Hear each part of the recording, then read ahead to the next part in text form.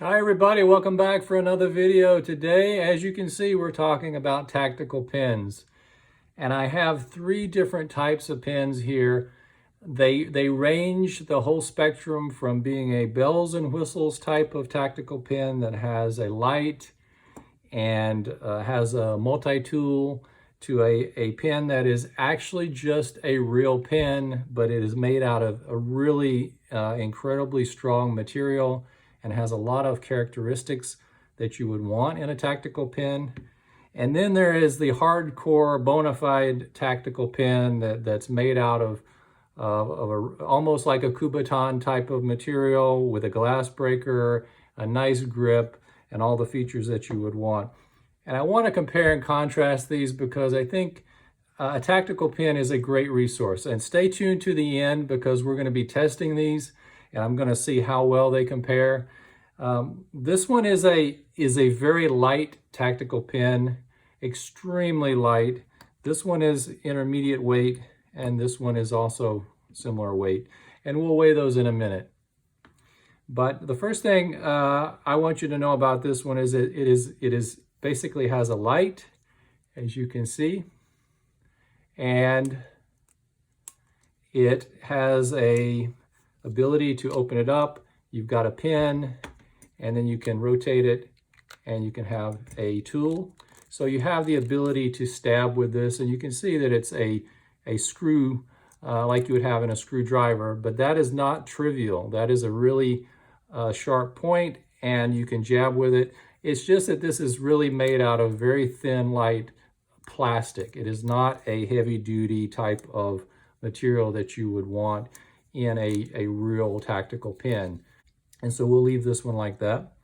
This is just a regular pen, and this is the one that I carry in my car.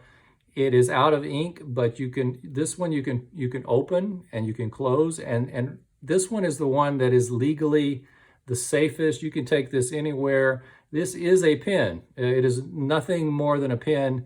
It has a tip, which is very sharp, but it's out of ink. But it works really well for jabbing and pointing. And I keep this one because it has a nice flat surface here, so you can hold it and you can jab. And this tip is very sharp, and it is very strong. This is probably the strongest pen that you can buy that is just a real pen. And I think this one can go through the airport. It can go through security because it is in reality just a pen and nothing more. And then we have the tactical pen, which has a lot of the same features. It's flat up here so you can get a nice grip. You also have some grooves to get a really nice gripping surface. You've got the glass break here, really strong, really sharp point. Not enough that it's going to hurt you, that you can carry it, but it's going to put a lot of force in a very tiny area. And I think this one is very attractive from that point of view. And you just have to be careful with it. This one will probably not make it through and it will get confiscated in a lot of places because it is just very tactical. It is decked out. It is obvious that this is more than just a writing tool. I actually keep this one not for writing. I keep it pretty much with the tip ready to go at all times, and I carry this one just like this. So those are your three range of options, and what I really want to do is compare them. So let's put these to the test. Let's see what they can do. But first of all, let's weigh them and compare the weights. And the first thing I know for sure is that this one is going to be the lightest by far. It is very light because it is not metal. And so let's see what it is. So 0.6 ounces for that one. I imagine the others are going to be at least twice as much. Okay, 1 ounce. So 0.6 ounce, 1 ounce, and 1.7 ounce. So pretty much kind of what I was thinking. There's clearly a progression here in the weights. 0.6 ounce, 1 ounce, 1.7 ounce. Clearly they're getting heavier. You're getting more metal, more denser material. This one is just so light. So if this one performs well, it'll be very interesting, but my bet is going to be on one of these two. But let's see what happens. All right, so first up is the Tactical pin, very light plastic, but very sharp tip, fairly long tip. This one has the longest tip of all three of them because this is really a screwdriver. Very dangerous. Wow. Okay, you can see that one stuck into the wood enough that the wood actually came up a little bit. That's a pretty good hole right there. And it held up. I'm trying to hit all three of these with a very similar amount of force. Now we got just a regular pin, nothing special, but it is a metal pin. It is a very durable, strong pin. And with that one, let's see how that does.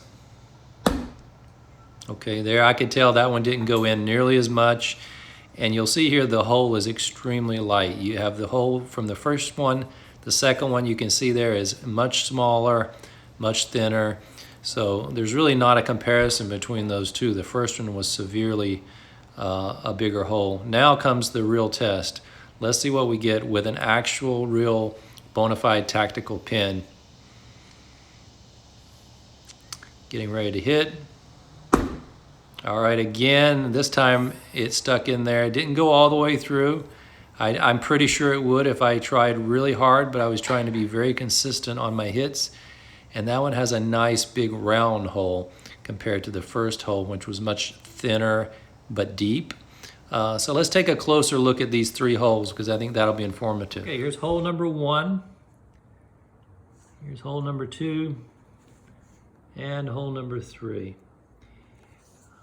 Which one is the winner? Well, I'm gonna rule these out. I'm gonna rule out number 2, the regular pin. I'm gonna disqualify it from the next round because it is simply not good enough. This is very impressive. You can see the shape is that of a screwdriver. And you can see this one is a nice round hole where the point went in, and then this is basically tapered such that it gets progressively wider as you go, once you get penetration, and then you can go deeper and deeper. I think this one has the potential to really keep penetrating into an object if you hit hard enough. It's very interesting there. So let's go on to round number 2 and let's compare these two in another test. All right, now round number 2. This should be interesting. We've got a metal tin container. It should be easy to penetrate, but we're gonna really see and compare the amount of penetration that we get. First up is the very light multi-tool tactical pin with the screwdriver, and it goes in. It's in there. So let's see what kind of hole we got with that one. It stood up to that kind of hit, no problem. Nice little hole, penetrated right in. Now here comes the real key. The actual bona fide tactical pin. This thing is full on, ready to go. Let's do the same hit, see what happens. Oh my gosh, that went in. And that penetrated like I was talking about earlier with the example with the wood. That one just kept going and it made a deeper hole. Look at that. Now that's impressive.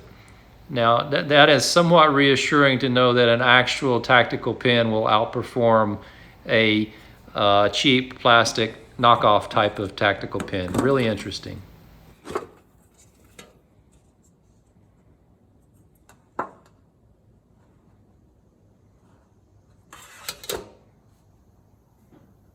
Wow, look at that. So there you have it. You can see the amount of damage that they made. They both pushed in, but you can see the holes are just no comparison. It went in, both of them went through the metal very nicely. All right, so what's the take-home message from this test? Well, I think I learned that this one is a very capable weapon, and it's the one that has a light, and it has the screwdriver, which could also be then swapped around for a pin.